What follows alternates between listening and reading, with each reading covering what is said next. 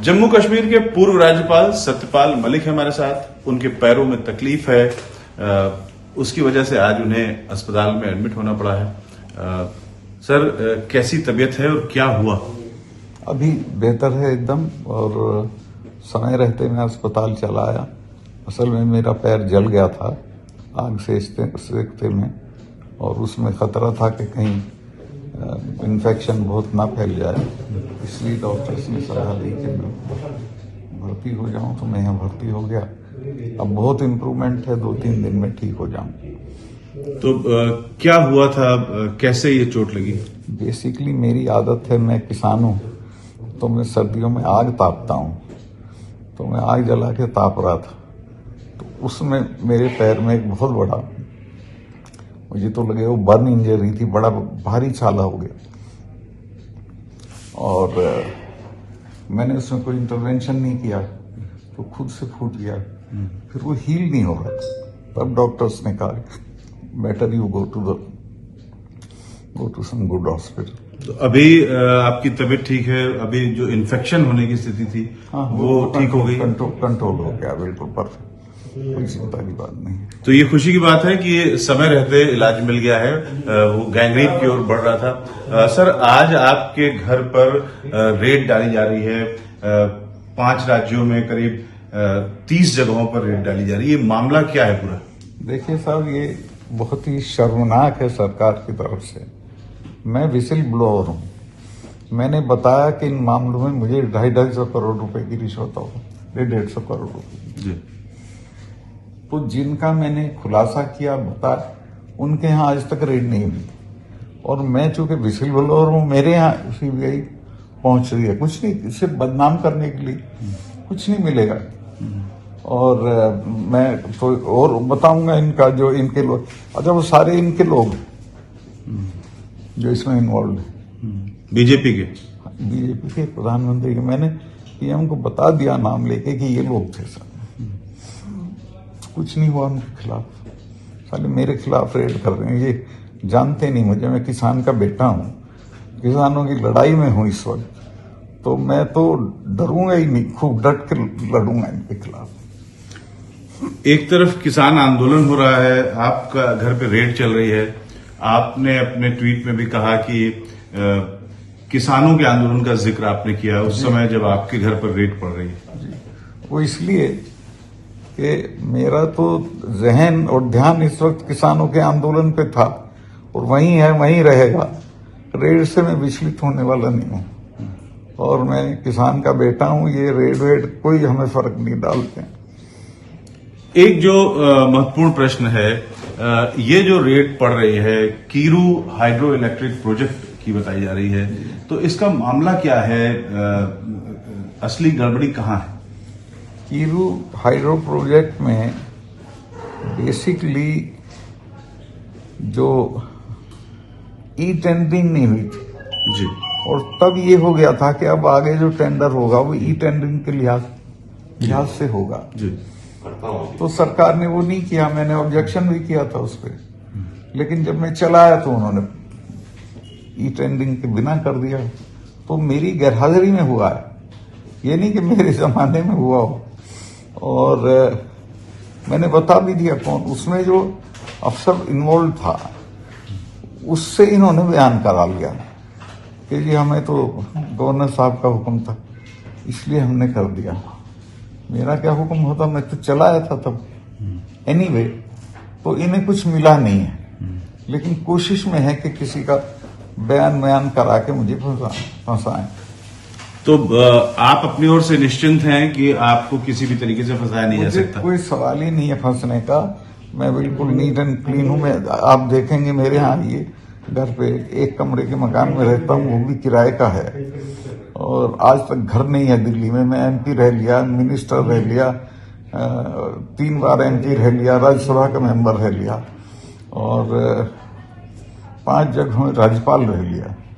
अब भी और इनको मुझे घर देना चाहिए कायदे से, क्योंकि मेरी कलम से 370 हटी, तो मुझे तो और खतरा है, लेकिन नहीं दिया। आपने सिक्योरिटी की और घर की अपनी ओर से भी मांग की थी?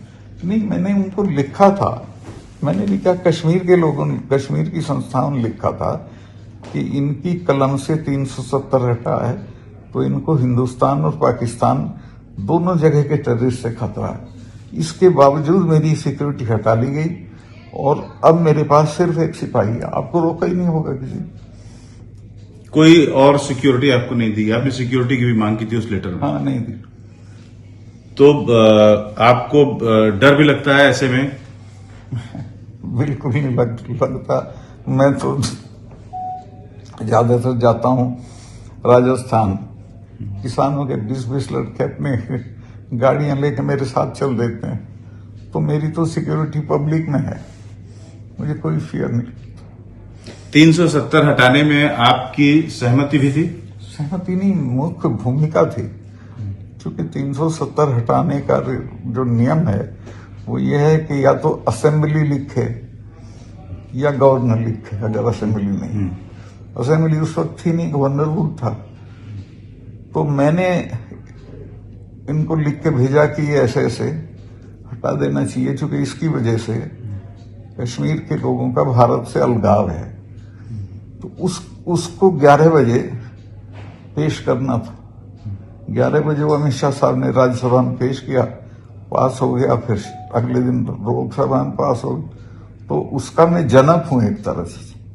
आपके ऊपर सीबीआई की रेड क्यों हो रही है? ये तीसरी बार है। मेरे ऊपर ये रेड इसलिए हो रही है, ये तीसरी बार है? हाँ, ये गांव में खेल जब करते हैं बच्चे और जब हारने लगते हैं तो वो कंचों को मिला देते हैं, उसको रोल करना कहते हैं। तो ये बेईमानी करके ये साबित करना चाहते हैं कि जैसे मैं गलत हूं, जबकि मैं बता रहा हूं कि नहीं, तुम गलत हो, तुम्हारे लोगों ने इसमें धांधली की। क्यों? एक सामान्य सा प्रश्न लोगों के मन में उठता है कि इसी बीजेपी सरकार ने आपको राज्यपाल भी बनाया और उसके बावजूद आपके खिलाफ क्यों होगी और क्यों ऐसा हुआ? ये दो जो एक द्वैत है, कंट्रास्ट है, इसको आप कैसे देखते हैं कि उसी बीजेपी सरकार ने आपको राज्यपाल भी बनाया और आपका आरोप है कि वही अब आपको तंग कर रही है? बेसिकली इसमें बीजेपी और नॉन बीजेपी नहीं है। उन्होंने मुझे बनाया, मैं उनका शुक्रगुजार हूं, लेकिन मैं अपनी आत्मा नहीं रखता हूं कहीं भी। मैं जो सही बात होती है वो बोलता हूं। तो मैंने सही बातें बोली, उससे नाराज हो गए बॉसेस। किसानों के मामले पे बोल दिया मैं गवर्नर रहते हुए, तो उससे नाराज हो गया मुझे। बॉसेस में कौन कौन आता है? सिर्फ तो एक ही है। मतलब आप अमित शाह जी पर नहीं कह रहे हैं, सिर्फ प्रधानमंत्री के लिए कह रहे हैं? अमित शाह बहुत अच्छे आदमी हैं। ये बड़ी बात आप कह रहे हैं। आपके ऊपर रेड भी हो रही है, आपको शिकायत भी है, फिर भी आप अमित शाह जी की तारीफ कर रहे हैं। वो अच्छे आदमी है, मैंने बरता है उनको। उनमें ओछापन नहीं है, घमंड नहीं है। तो प्रधानमंत्री मोदी की आपसे असल नाराजगी है क्या? उनसे मेरी नाराजगी ये है कि मैं किसानों वाले मामले में 10 दिन तक मैंने सोचा बोलूं कि ना बोलूं, चूंकि मैं गवर्नर हूं। अल्टीमेटली मुझे ये हुआ कि नहीं, हमारे लोग बॉर्डर पर पड़े हैं और हम राजभवनों में रहें, ये ठीक नहीं है। तो मैं तय करके कि इस्तीफा मांगेंगे तो दे दूंगा, और मैं इनसे मिलने गया।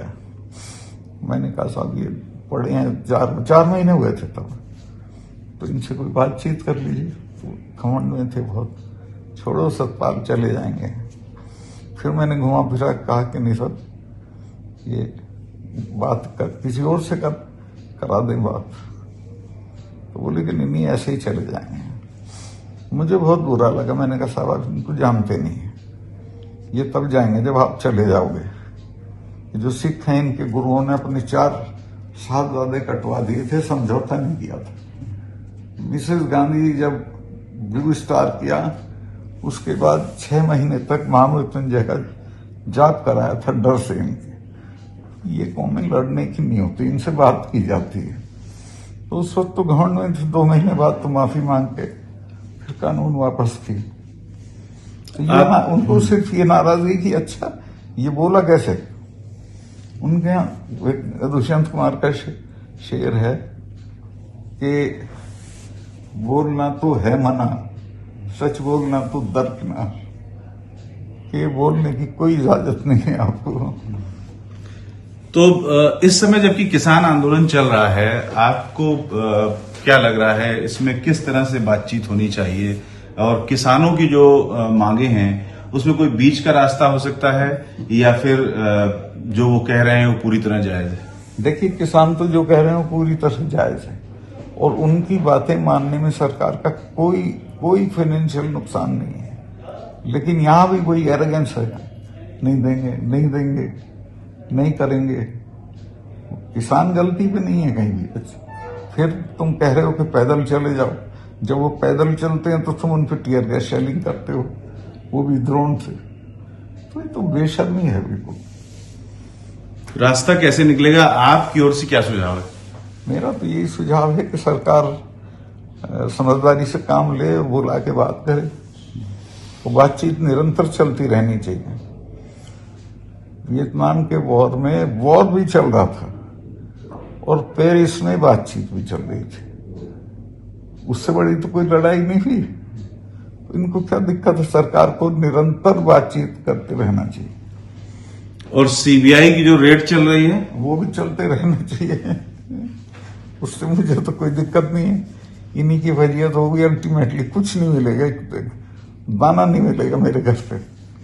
तो आपके पैर की जो स्थिति है वो भी मैं दर्शकों को, आपके प्रशंसकों को भी दिखाना चाहूंगा, और जो जिन्हें आपसे कुछ दिक्कत है वो भी देखेंगे कि अभी फिलहाल जो है ये स्थिति है पैरों की, और पूरा लाल है पैर। कुछ और पुरानी फोटोग्राफ्स हमने देखी जो कि बड़ा छाला पड़ा हुआ है, काफी बड़ा और काफी ज्यादा लाल है। इसमें गैंग्रीन होने की संभावना व्यक्त की थी डॉक्टरों ने, लेकिन अब इन्फेक्शन ठीक हो गया है। तो सर बहुत बहुत आपको शुभकामनाएं, आप जल्दी से ठीक होकर के घर पहुंचे। शुक्रिया sir, thank you. Ravikant, ABP news, Delhi.